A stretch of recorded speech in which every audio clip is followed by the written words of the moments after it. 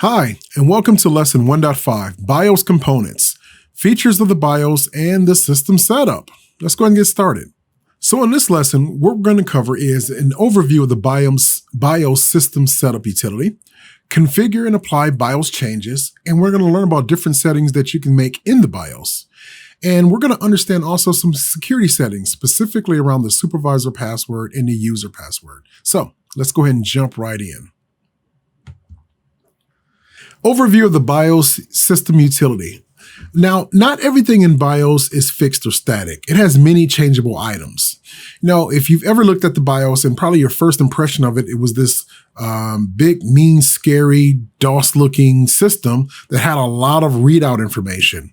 But in actuality, the BIOS is a very, very important key to your computer.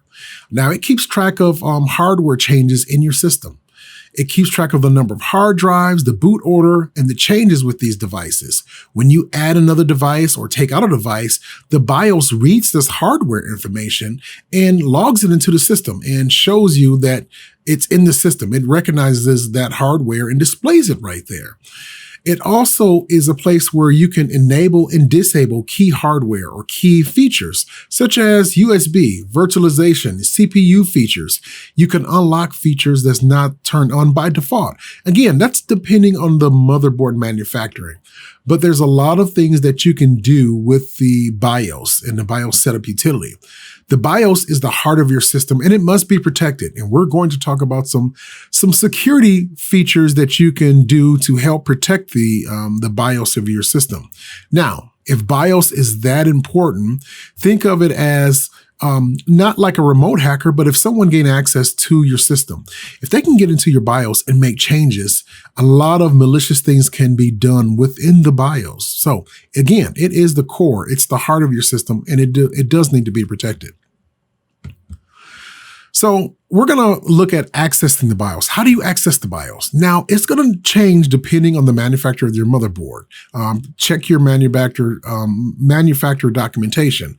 But for the most part, during the boot process, you're going to have a small window of time to access the BIOS. And again, depending on the system, you're going to have just a small blip of time. It could be right after the vendor logo, or whatever your hardware is, whether it's be HP or Dell. Right after that logo disappears, there's going to be a little small window to press a key, whether that's going to be the delete key, the escape key, or sometimes the F2 key. And that's all depending on the manufacturer of your system. So you're going to have a small window of time where you're going to enter that system in and you're going to be able to enter into the BIOS. Check your system manufacturer documentation to see how you would do for your particular motherboard. So what we're going to do now, we're going to jump into the lab and we're going to speed up the process, meaning if I've already booted up the computer and I've already went past the logo and I've hit the delete escape or the F2 key, and we're going to go right into the BIOS and we're going to see what changes we can make in the BIOS system setup utility. So let's go over to the lab. Well, here we are in the BIOS of the system. And as you can see on this test system in our lab here, this is a Phoenix BIOS. This is an older text-based BIOS, but again, just want to kind of give you the idea and overview of the things that you can change in the BIOS.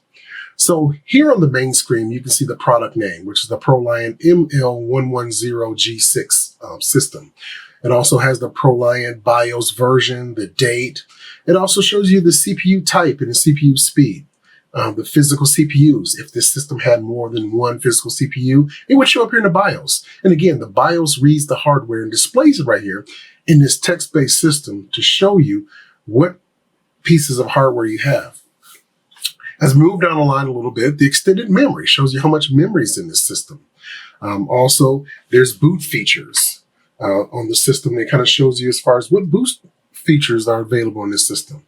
But we'll come to that in later courses. As we move over to the Advanced tab, there's other changes that you can make here in the BIOS.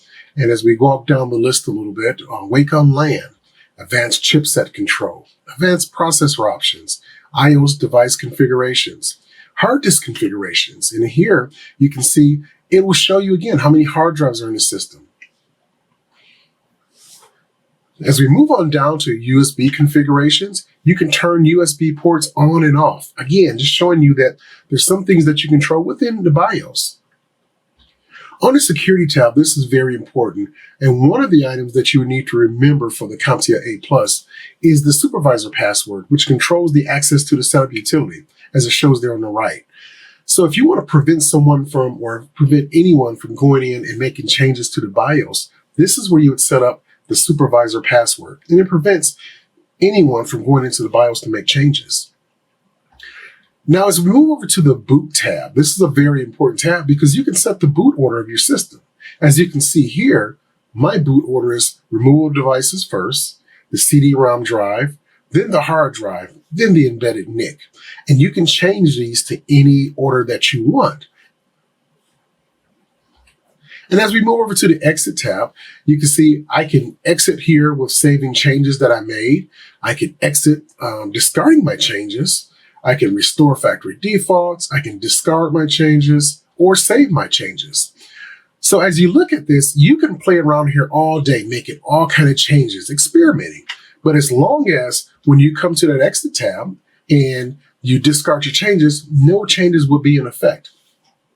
And as you can see in the bottom, the ribbon on the bottom right-hand corner, F10 save and exit. So as long as you don't F10 and save and exit, again, you can come here and experiment, play around and see what options that you can change here in the BIOS.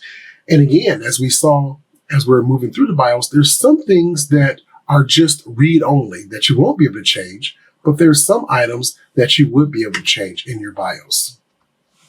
So as you can see, there is a lot of changeable items inside the BIOS, a lot of things that's key to your system. So because it's key to your system, let's talk on an important aspect about the BIOS setup utility. We're going to talk about security. Now, an important note of security in the BIOS system setup utility. There are two types of passwords in the BIOS setup utility. There's a supervisor password and the user password. Let's kind of explain what the differences are between the two.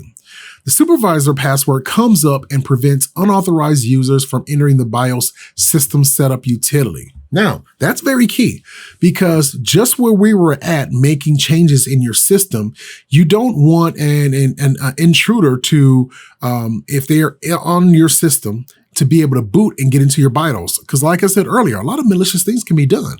As you can see for yourself, a lot of changes can be made. So the supervisor password prevents unauthorized users from entering into the BIOS system setup utility. That's your first layer, the first gate right there. But there's also another thing that you can do as far as protecting your system, the user password. Now, the user password comes up when the system is booted. Now, this is an extra security feature that prevents unauthorized users from even accessing the system before the operating system loads. So you got two layers of security in your BIOS. One protects the BIOS setup utility, and the other one protects your system even before the OS loads. So the BIOS being the heart and the key of your system, the brain, as I like to call it, it has a defense in depth. You have a supervisor password and a user password to protect your core of your system. All right, so let's review what we've discovered and talked about and went through today. We reviewed the BIOS system use setup utility, and you've seen all the changes that you can make in the BIOS system setup utility. Now, a lot of BIOSes are going to be different because you just seen one type of an example. There's going to be different manufacturers and vendors may even offer different capabilities depending on your manufacturer. The UEFI has a lot more features and robust functionality to it. So again, depending on your manufacturer, those capabilities will change, or you'll have more capabilities. As far as accessing the system BIOS setup utility, check your motherboard documentation. It'll tell you how to get in there. Okay, so also we went in and configured and applied some BIOS changes. You've seen how you can do that. You can play around in the BIOS. You can either save the changes, or if you just want to poke around and learn some more things, you can go in there and make changes and exit out of it without saving. That's a good way to kind of play around. Just make sure you don't save it because you can really mess up your system. Also, we learned about different settings in the BIOS, different things that the BIOS recognizes. It keeps track of key hardware functions. You can turn utilities on, like virtualization, CPU features. The BIOS is the heart of that. And more importantly, we review security settings, the supervisor password and the user password. And again, that static display that you thought was really so terrible and angry looking. And actually, it's the key of your system. It's the key at the heart of your system. And it has layers of protection, the supervisor password and the user password. So this was a great lesson. We learned all about the BIOS and the system utility and the passwords and the security and protecting it. So that is it for this lesson. And we will see you in the next lesson.